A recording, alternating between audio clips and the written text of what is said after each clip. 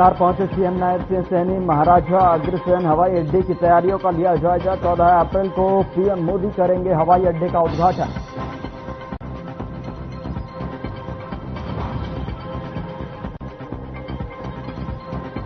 CM Nayab Singh Saini का बयान, कहा विकसित भारत के विजन को साकार करने की दिशा में तेजी से बढ़ रहे 14 अप्रैल को प्रदेशवासियों को मिलेंगी 2 बड़ी परियोजनाओं की सौगात।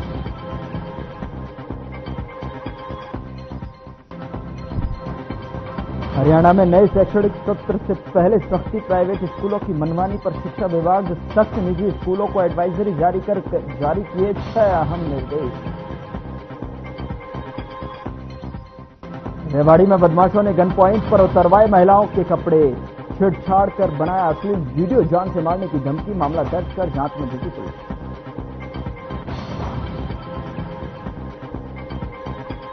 रादौर क्षेत्र में खनन माफियाओं के हौसले बुलंद, कार्रवाई के लिए ले जा रहे ओवरलोड ट्रकों को खेतों में पलटा, एक पुलिसकर्मी को आई गंभीर चोट।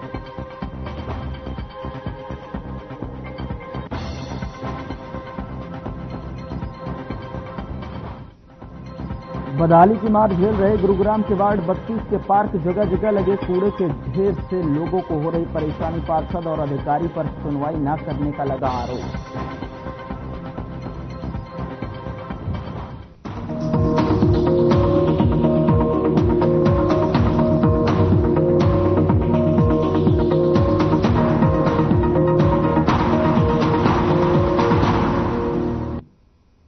नमस्कार, मैं हूं आपके साथ गौरव राजेंद्र। बुलेटिन की शुरुआत करते हैं। प्रधानमंत्री नरेंद्र मोदी 14 अप्रैल को हिसार स्थित महाराजा अग्रसेन एयरपोर्ट पर प्रस्तावित नए टर्मिनल भवन का शिलान्यास और हवाई सेवाओं का शुभारंभ करेंगे।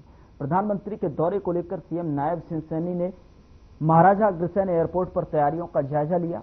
मुख्यमंत्री ने प्रशासनिक अधिकारियों के साथ बैठक कर प्रधानमंत्री के दौरे को लेकर किए गए प्रबंधों की गहनता से समीक्षा की।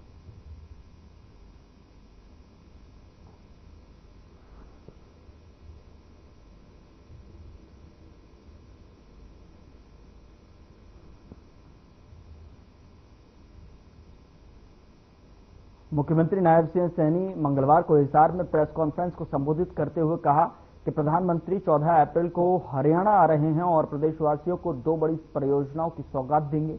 यमुनानगर में 7,272 करोड़ रुपए की लागत से बनने वाले 800 मेगावाट की सुपर क्रिटिकल यूनिट का शिलान्यास करेंगे, तो वहीं ये यूनिट 2028 के अंत तक अपने तय समय पर बनकर तैयार हो जाएगी। इसके अलावा प्रधानमंत्री महाराजा अग्रसेन एयरपोर्ट हिसार से हवाई सेवाओं की शुरुआत करेंगे। इससे सिर्फ हिसार ही नहीं बल्कि पंजाब और राजस्थान के बड़े हिस्से को भी लाभ मिलेगा। प्रधानमंत्री इस दौरान हिसार एयरपोर्ट की टर्मिनल बिल्डिंग का भी शिलान्यास करेंगे। बता दें कि महाराजा अग्रसेन एयरपोर्ट से महर्षि वाल्मीकि एयरपोर्ट अयोध्या तक विमान सेवाएं शुरू होंगी और जिससे कि श्रद्धालुओं को भगवान श्री राम के दर्शन का अवसर मिलेगा। ये बहुत ही गौरव का दिन है कि हरियाणा को देश के यशस्वी प्रधानमंत्री आदरणीय नरेंद्र मोदी जी 14 अप्रैल को भारत रत्न बाबा भीमराव अंबेडकर जी की जयंती के अवसर पर 2 बड़ी परियोजनाओं का वो हरियाणा को समर्पित करने के लिए आ रहे हैं। उद्घाटन होगा और शिलान्यास होगा। आदरणीय प्रधानमंत्री जी का जो एक विजन है विकसित भारत, उस विकसित भारत को गति देने के लिए हमारा विकसित हरियाणा 800 मेगावाट का सुपर क्रिटिकल यूनिट उसका शिलान्यास करेंगे और इसी स्थल के ऊपर हरियाणा में जो हमें महाराजा अग्रसेन जी महाराज एयरपोर्ट यहां से उड़ान शुरू हो जाएगी और लोगों को, हमारे हरियाणा के हिसार के लोगों को तो लाभ मिलेगा ही, परंतु इस एयरपोर्ट का लाभ पंजाब का एक बड़ा भाग राजस्थान का एक बड़े भाग, वहां के लोगों को भी इस एयरपोर्ट का बड़ा लाभ मिलेगा। क्योंकि अगर कोई इस प्रकार की बड़ी यूनिट कहीं पर भी आती है, उस क्षेत्र ऑटोमेटिक गति से विकसित हो जाता है, आगे बढ़ जाता है। हरियाणा विधानसभा में लंबे इंतजार के बाद कॉफी डे का कैफे शुरू हो गया है। मंगलवार को हरियाणा विधानसभा अध्यक्ष हरविंद्र कल्याण ने रिबन काटकर इसका उद्घाटन किया। इसके बाद उन्होंने पहले ग्राहक के तौर पर बनाना बाइट की चिप्स खरीदी और उनका मनोबल बढ़ाया। हरविंद्र कल्याण ने कैफे संचालकों को बधाई दी और उम्मीद जताई कि यहां अच्छी गुणवत्ता वाले खाद्य पदार्थ उपलब्ध रहेंगे। इस कैफे से हरियाणा विधानसभा के कर्मचारियों को उचित दाम पर कॉफी और स्नैक्स मिल सकेंगे। विधानसभा कर्मचारियों को इस प्रकार के कैफे की लंबे समय से जरूरत महसूस हो रही थी। कैफे खुलते ही यहां खरीदारी का सिलसिला शुरू हो गया और इस कैफे के संचालक अभिनव मिश्रा ने बताया कि यहां हर तरह की कॉफी और शेक उपलब्ध रहेंगे। इसके बाद हरविंद्र कल्याण ने विधानसभा परिसर के अनेक कार्यालयों का दौरा कर व्यवस्थाओं का भी जायजा लिया।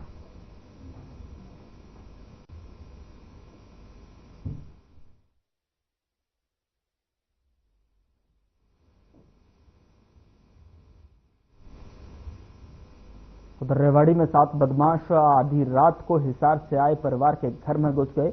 बता दें कि उन्होंने गन पॉइंट पर घर की महिलाओं के कपड़े उतरवा दिए गए और इसके बाद उनसे छेड़छाड़ कर वीडियो भी बना ली। इस दौरान उनके पति को चाकू की नोक पर कमरे में बंद कर दिया गया। महिलाओं को चुप कराने के लिए बच्चे को भी उल्टा लटका दिया गया। करीब 2.5 घंटे तक बदमाशों ने बक्से और अलमारी का ताला तोड़ने के साथ में घर का फर्श खोदकर 18 लाख की ज्वेलरी निकाल ली। जाते वक्त वो घर में लगे सीसीटीवी कैमरों के डीवीआर भी उखाड़ कर ले गए। इसके साथ ही उन्होंने धमकी दी कि अगर पुलिस को बताया तो उनकी अश्लील वीडियो वायरल कर देंगे। जब परिवार के बाकी लोगों को इसका पता चला तो पुलिस को शिकायत दर्ज कराई गई। पुलिस ने इस मामले में आरोपियों के खिलाफ एफआईआर दर्ज कर ली है और मामले की जांच में जुट गई। और घुसने के बाद उन्होंने हमें जगाया और जगाने के बाद मेरे पति के कंधे पे बंदूक रखी और चाकू लगा लिया उन पे और उन्होंने फिर मेरे पति का हाथ बांध दिया, उन्हें बंधक बना दिया। बंधक बनाने के बाद उन्होंने मेरे से जो ज्वेलरी पहन रखी थी वो निकलवाई और फिर हमें नीचे बिठा दिया। नीचे बिठाने के बाद कहा कि हमारी तरफ मत देखना वरना आँख के फोड़ दूंगा, ऐसे कर मार दूंगा, जान से मार दूंगा, शोर मत मचाना और शोर मचाया तो आप सबको मार दूंगा यहीं पे। मेरे साथ भी अश्लील हरकत की है, मेरी ननद के साथ भी की है और मेरे छोटे बच्चे को भी छीना है उन्होंने और बच्चे को उल्टा लटकाया है और मारने की बच्चे को मारने की कोशिश की है। मेरे ये बता रहे तुम्हारे कपड़े उतरवा के उन्होंने वीडियो बनाई? हाँ, उन्होंने मेरे कपड़े उतरवाए, मेरे ननद के कपड़े उतरवाए और ये वीडियो बनाई और फोटो खींची। कहा कि अगर किसी के पास गए या पुलिस के पास गए तो ये वीडियो वायरल कर देंगे। हम सो रहे थे और जब हम उठे तो वहाँ पर कम से कम 7-8 बंदे हमारे कमरे के अंदर मिले और हमने देखा कि उनके हाथों में हथियार, पिस्टल और चाकू, डंडे थे। तो हम उठे तो उन्होंने कहा बिल्कुल चिल्लाना मत, नहीं तो जान से मार देंगे, बिल्कुल चुपचाप रहो। अलमारी की चाबी वगैरह कहाँ पर है, इसमें तुम्हारे पास जो भी जेवरात है, कुछ भी है, कैसे, वो सब कुछ हमें हमारे हवाले कर दो। फिर बोले कि ये ऐसे नहीं मानेंगे। मेरे ऊपर दोबारा चाकू और पिस्टल लगाइए माथे के ऊपर। बोला कि मार दो, क्या मार दोगे, 1 सेकंड लगेगी। फिर मेरी वाइफ ने दोबारा बीच में बोला है, फिर बोले कि तू बिल्कुल चुप रहे। मेरी वाइफ को कम से कम 3 थप्पड़ मारे हैं मेरे सामने जस्ट। और फिर एक बाहर से हॉल में से आया मिर्च लेके वाइफ को ऊपर आंखों में और कुछ गलत जगह डालने की धमकी भी दी है। फिर बोले कि इनको दोनों को, सिस्टर को और मेरी वाइफ को दूसरे कमरे में लेके चलो। उनको दूसरे कमरे में लेके गए हैं और वहां पर कुछ कपड़े निकलवाने की धमकी दी है और जबरदस्ती करा है। एसपी से इसलिए मिलने गए थे कि जी इस बच्चे को रोज बुलाते हैं और इसको रोज टॉर्चर करते हैं, इसे जबरदस्ती दबाव बनाते हैं, इसे बार बार बयान दिए जाते हैं, कहते हैं कि तू बार बयान बदल रहा है। इस केस में कोई गिरफ्तारी नहीं हुई है। कितना लूट, आप जैसे कह रहे कि डकैती हुई, कितना सामान लेकर गए हैं, क्या हुआ था पूरा? 17-18 तोले के लगभग सोना गया है, 1 किलो के लगभग चांदी गई है और इसमें इन्होंने बहुत बड़ी एक शर्मनाक हरकत की है। मेरे भाई के बच्चों के साथ उनकी अश्लील वीडियो बनाई है।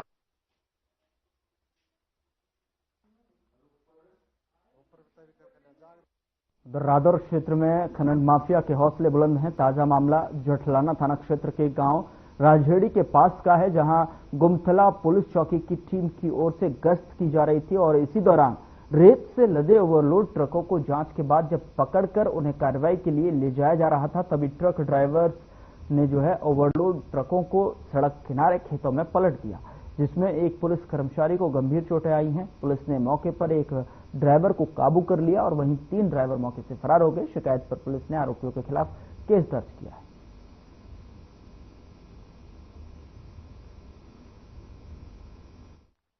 ओवरलोड और इलीगल माइनिंग के संबंध में नाका लगा है, तो हमें सूचना मिली थी कि 4 ट्रक ओवरलोडेड और बिना ही रवाना के आ रहे हैं।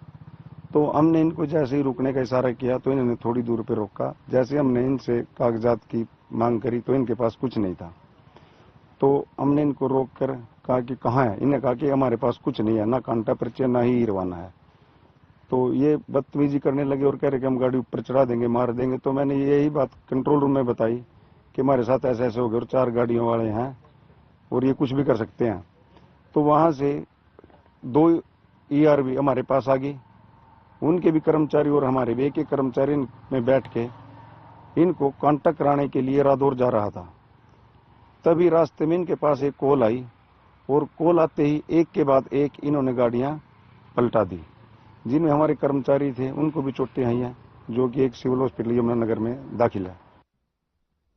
उधर मुख्यमंत्री नायब सैनी की तरफ से हिसार से शुरू की गई साइक्लोथॉन यात्रा 10 अप्रैल को फरीदाबाद में प्रवेश करेगी और रात्रि विश्राम करने के बाद में 11 अप्रैल को मुख्यमंत्री नायब सिंह सैनी इस यात्रा को झंडी दिखाकर गुरुग्राम के लिए रवाना करेंगे। और डिप्टी कमिश्नर के अनुसार इस यात्रा को लेकर तमाम तैयारियां पुख्ता तौर पर कर ली गई हैं और इस यात्रा में फरीदाबाद जिले के तमाम केंद्रीय और प्रदेश मंत्री शामिल होंगे। बता दें कि डिप्टी कमिश्नर विक्रम सिंह ने बताया कि मुख्यमंत्री नायब सैनी की तरफ से हिसार से जो साइक्लो यात्रा शुरू की गई थी, वो 10 तारीख को बल्लभगढ़ में प्रवेश करेगी और मुख्य मार्गों से होती हुई सेक्टर 12 खेल परिसर पहुंचेगी और 11 अप्रैल को हरियाणा के मुख्यमंत्री नायब सिंह सैनी झंडी दिखाकर इस यात्रा को आगे के लिए रवाना करेंगे।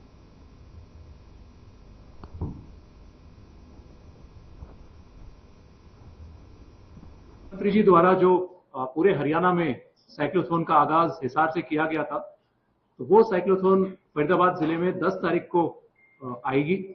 तो उसका जो रूट रहेगा वो सीकरी बॉर्डर से लेके बल्लभगढ़, टिगांव, फिर 12 सेक्टर का खेल परिसर और फिर उसके बाद NIT, फिर पाली और खोरी जमालपुर से गुड़गांव में 11 तारीख को एंटर करेगी।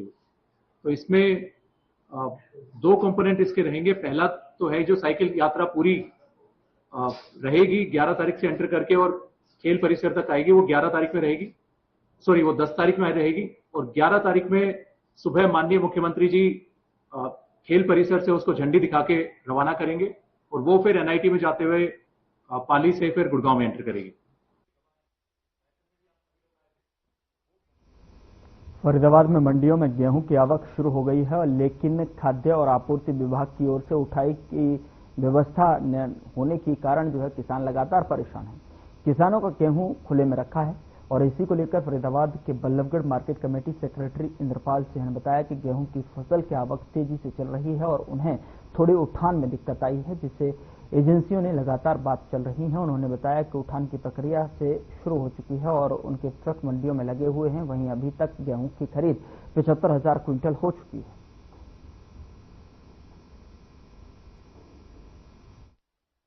देखिए, जो हमारी खरीद की प्रक्रिया चल रही है वो तो ठीक प्रकार से चल रही है। जो उठान में थोड़ी सी देरी हुई है। एजेंसी से कल भी बात हुई थी, उनसे आज भी एजेंसी वाले नुमाइंदे यहीं पे थे, तो अभी उठान की प्रक्रिया स्टार्ट हो गई है। अभी ट्रक भी लग रहे हैं मंडी में, आप देखेंगे तो अब धीरे धीरे जल्द से जल्दी उठान चालू करवा दिया जाए। देखिए, कमी नहीं है कि टेंडर की प्रक्रिया होती है, जो कि ट्रांसपोर्टर के द्वारा टेंडर भरे जाते हैं, फिर उनकी प्रक्रिया जो चलती रहती है उसमें थोड़ा सा टाइम लग जाता है। अभी तक 75,000 क्विंटल के लगभग हमारे पास गेहूं की खरीद हो चुकी है, जो कि अभी मंडी में ही है। देखिए, वैसे तो हमारी ये पूरी व्यवस्था रहती है, फिर भी हमने दिशा निर्देश अपने आड़तियों को दे रखे हैं कि हम समुचित मात्रा में उन पे तिरपालों की व्यवस्था है और इसके अलावा जो क्रेटों की व्यवस्था है, लकड़ी की क्रेट जिस पे गेहूं रखा जाता है, तो ऐसे में कोई भी नुकसान तो हम नहीं होने देंगे। उधर बल्लभगढ़ के किसान भवन में किसानों के लिए अटल किसान मजदूर कैंटीन की शुरुआत की गई है। आपको बता दें कि जिसमें 10 रुपए में भरपेट खाना मजदूर खा सकेंगे और इस कैंटीन की सेवा गेहूं और धान की फसल के दिनों में चलेगी। तो वहीं कैंटीन में मिलने वाले खाने में रोटी, 2 सब्जी, चावल किसानों को मिलेगा। वहीं जानकारी देते हुए मार्केट कमेटी के सेक्रेटरी इंद्रपाल ने बताया कि 10 रुपए में जो है किसान खाने के लिए देगा और वहीं 15 रुपए मार्केट कमेटी की तरफ से इस कैंटीन में योगदान दिया जाएगा। इस कैंटीन की शुरुआत होने से किसान वर्ग को काफी फायदा मिलेगा। देखिए, सीओ जिला परिषद के अंतर्गत यहाँ पे कुछ स्वयंसेवी संस्थाएं होती हैं जिनमें लेडीज काम करती हैं, अभी विभिन्न कामों की होती हैं, तो वो अपनी एक संस्था बनाती हैं और सरकार के उस पर रजिस्टर करके उन्होंने इसको अटल कैंटीन को चालू करा है। वही इसमें बनाएंगी और वही इसके जो पैसे वैसे 10 रुपए की थाली होगी वही देंगे। 10 रुपए में किसानों को खाना मुहैया कराया जाएगा और 15 रुपए मार्केट कमेटी वहन करेगी। मार्केट कमेटी बिल्कुल 25 रुपए टोटल। 25 रुपए। अच्छा, वो बात की जाए तो टाइम टेबल कितने बजे कैंटीन जो है? देखिए, कैंटीन की जो समय सारणी है वो 11 बजे से 3 बजे तक की है। खाने की अगर बात की जाए तो क्या किसानों को यहाँ जो खाने में दिया जाएगा? देखिए, जो किसानों को एक थाली में, जो किसान मजदूर कोई भी आके खा सकता है, इसमें एक थाली में 4 रोटी, 2 सब्जी और चावल रहेंगे।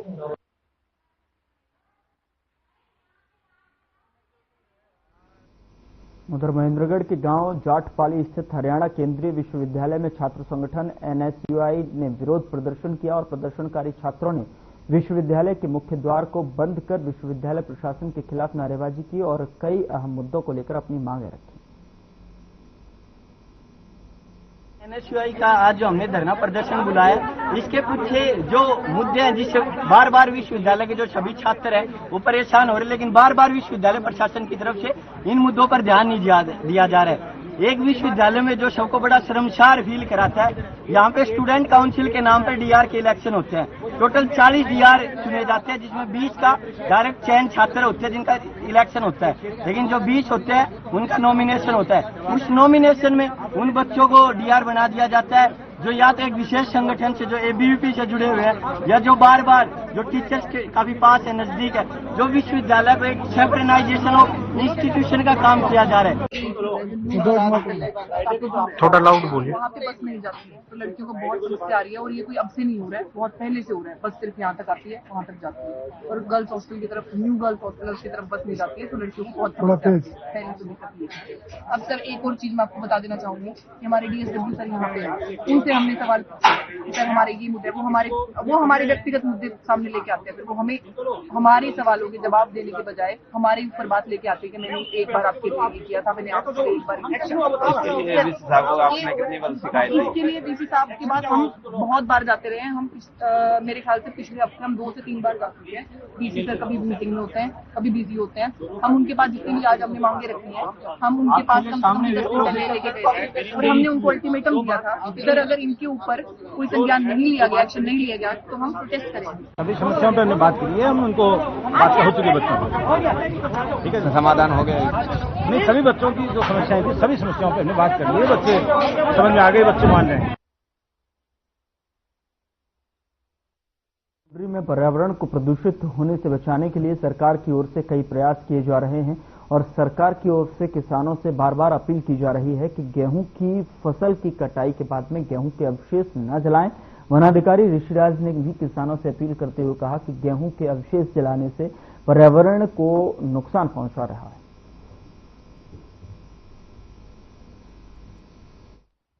गेहूं कटाई का सीजन बिल्कुल पीक पर है। अब गेहूं कटाई के बाद इस क्षेत्र के किसान आमतौर पे खेत के अवशेष जलाने के लिए अपने खेतों में आग लगा देते हैं।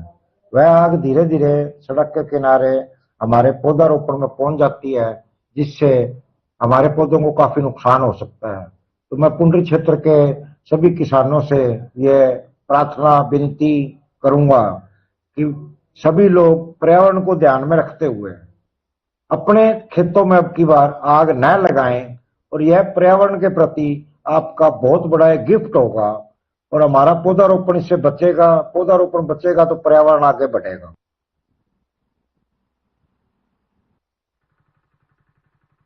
चरखी दादरी जिले से भारतीय किसान यूनियन पदाधिकारियों ने मंगलवार को, बता दें आपको कि चरखी दादरी अनाज मंडी में फसल खरीद की व्यवस्थाओं का जायजा लिया और धर्म कांटों में तुलाई में अंतर को लेकर रोष जताते हुए सख्त कार्रवाई की मांग की है।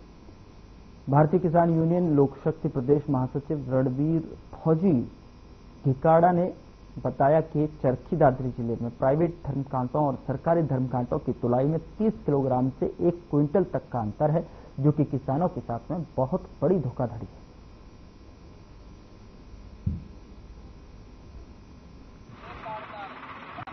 आज हम दादरी की नया अनाज मंडी में धर्मकाटे पर पहुंचे हैं और दादरी के जो धर्मकाटे हैं, जो प्राइवेट जो धर्मकाटे का संचालन कर रहे हैं और सरकारी जो धर्मकांडे हैं, उनके अंदर 30 किलो से लेकर 1 क्विंटल तक का फर्क है।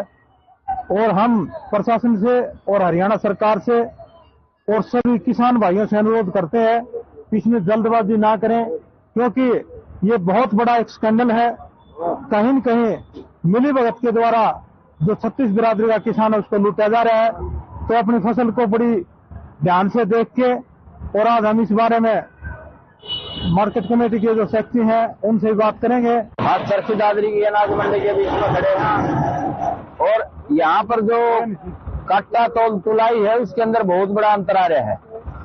जो बाहर के धर्मकाटे हैं उसके और जो मंडी के अंदर सरकारी धर्मकाटा है उसमें 30 किलो से 1 क्विंटल तक का फर्क आ रहा है, जिसके कारण किसानों की जो फसल है खून पसीने की कमाई उसको लूटा जा रहा है। कहीं न कहीं ये खरीदारों के साथ बाहर वाले जो धर्मकाटा संचालक है मिले हुए हैं। सरकार और प्रशासन से हमारी मांग है कि इनको जल्द ही इनका मिलान करवाया जाए। उधर कुरुक्षेत्र की उपायुक्त नेहा सिंह ने गांव में रात्रि ठहराव किया और इस दौरान उन्होंने गांव बीड़ मथाना के राजकीय सीनियर सेकेंडरी स्कूल में ग्रामीणों को संबोधित किया। बता दें कि रात्रि ठहराव के दौरान आई शिकायत पर 7 दिन में कार्रवाई करने के निर्देश भी दिए। उपायुक्त नेहा सिंह ने कहा कि 20 सालों से पंचायती भूमि के कब्जाधारी ग्रामीणों को 2004 के कलेक्टर रेट पर भूमि की रजिस्ट्री मिलेगी। सरकार की इस योजना का पात्रता पूरी करने वाले ग्रामीणों को लाभ दिया जाएगा और उपायुक्त ने डीआरओ को निर्देश दिए कि वो गांव में सर्वे कर ऐसे लोगों की पहचान करें और पात्रों को जल्द ही एक साथ लाभ दें। अलग अलग विभागों से रिलेटेड कंप्लेंट्स आई हैं। सबसे ज्यादा अगर मैं बात करूं तो पेंशन से रिलेटेड काफी कंप्लेंट्स थे, नालियों के थे, बिजली को लेकर काफी समस्याएं थी, कुछ डिमांड्स भी थे, गली बनाने की डिमांड्स से की शिकायतें। तो ऐसे काफी सारे विभाग थे जिनकी शिकायतें आई हैं। तो इस पे हम तुरंत, मैंने बताया कि 1 हफ्ते के अंदर ही मेरी ये कोशिश होगी कि इन सभी शिकायतों का निपटारा करें। जो डिमांड्स हैं हम उन पे वर्कआउट करें। कई ऐसे नए भी डिमांड्स आए हैं जिसपे अभी पैसों की कमी की वजह से हम नहीं कर पा रहे, लेकिन इसमें हमारी पूरी कोशिश होगी कि ग्राम पंचायत के पास ग्रांट उपलब्ध कराई जाए और जल्दी से जल्दी इस पे कार्रवाई शुरू हो। उधर इंद्री में कई जगहों पर अवैध कॉलोनियों पर डीटीपी विभाग की ओर तोड़फोड़ की गई और आपको बता दें कि इंद्री मुरादगढ़ रोड पर पनप रही एक बड़ी अवैध कॉलोनी में दोपहर प्रशासन द्वारा जेसीबी मशीनों की मदद से सड़कों को नष्ट किया गया। इस बारे में जानकारी देते हुए एटीपी मोहित कुमार ने बताया कि मुरादगढ़ रोड पर बन रही इस अवैध कॉलोनी में पहले भी तोड़फोड़ की कार्रवाई की गई है और नोटिस भी जारी किया गया था।